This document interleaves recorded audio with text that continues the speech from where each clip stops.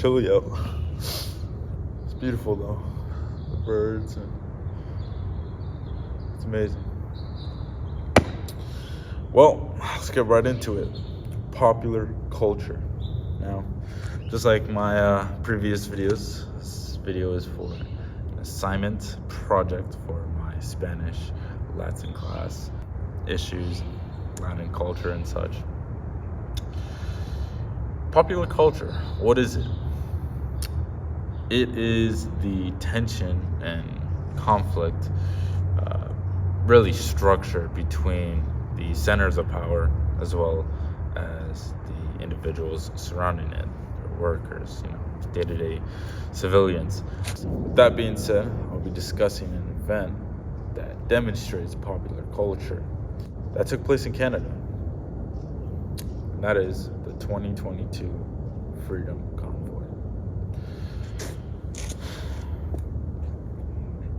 Now, it feels like so long ago that this happened, but I remember it pretty well.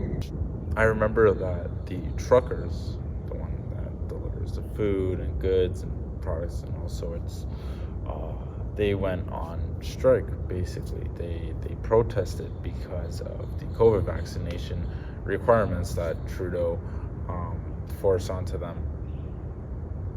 And of course, they didn't like that. Now, the thing about Canada is that although their conservativeness is very prevalent, it is more so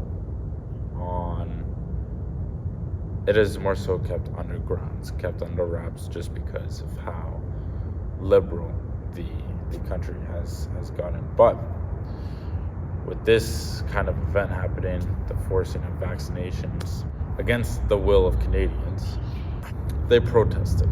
Truckers, hundreds, thousands, drove to Ottawa, to the Parliament, and basically just set up camp there for 3 weeks. Yeah, it was pretty cool. It was pretty fun. I remember cheering them on from the highway. It was really impactful. It really demonstrated that we still stood for something. We weren't just gonna be pushed aside or just told what to do all the time, whatever it is. Many of us know the implications of the vaccination, which is another story for another day. However, this convoy demonstrated the resistance of when the people in power decided to push a little too hard. So, what ended up happening? They set up for 3 weeks, and then Trudeau, the smart guy he is, put in a Emergencies Act. It was pretty crazy. I'm not gonna lie. It was very crazy. They at one point they were calling them terrorists. Yeah, it's not a good time for the Prime Minister, politically, morally, and even socially during the convoy.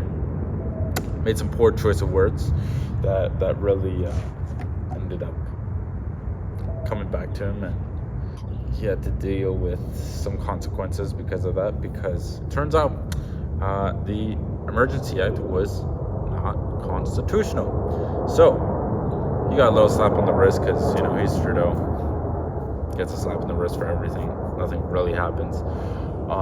But in terms of the vaccination requirements, now from what I remember, now I believe there is no vaccine requirement. However, they didn't get rid of it until I think about like half a year to a year later, maybe even more, since that protest in February 2022. So I guess it might have worked, I guess, but it took so long, so much pain, so much suffering, so much unnecessary conflict, really. But that's what happens when the central powers, the hegemony, end up asking for too much or requesting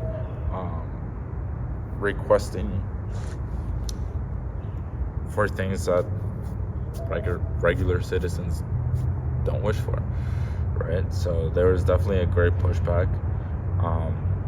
Like I said, I remember, supporting them, going to them, waving them down. It felt really good. It felt good that everyday people were able to come together and agree on something good and go from there. I think it's important to remember that we can do something about it, that we can stand up, that we have these rights, that we have these abilities to fight for what's right.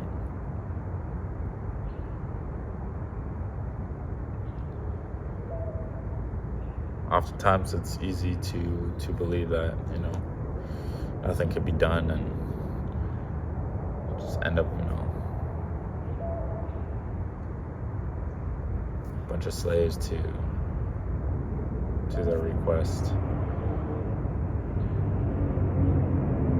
But this demonstrated something more. This event demonstrated that the people will stand and will fight. And it was beautiful. It was interesting. It was crazy at times. Of course, a lot more could have been done in terms of the Prime Minister, for all the things he said and enacted. But I believe the centrals of power will remain that way for quite some time.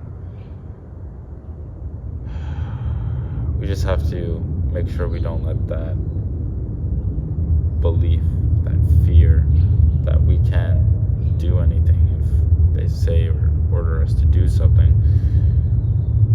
against, of course, free will.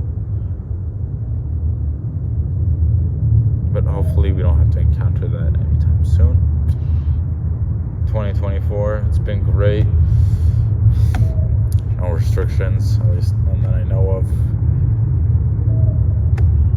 Things are great, Sure, there's some issues, there's some problems, but we stood up, we fought, and it was a demonstration of the conflict, the tension, and the resilience of the people against the centrals of power. Thank you.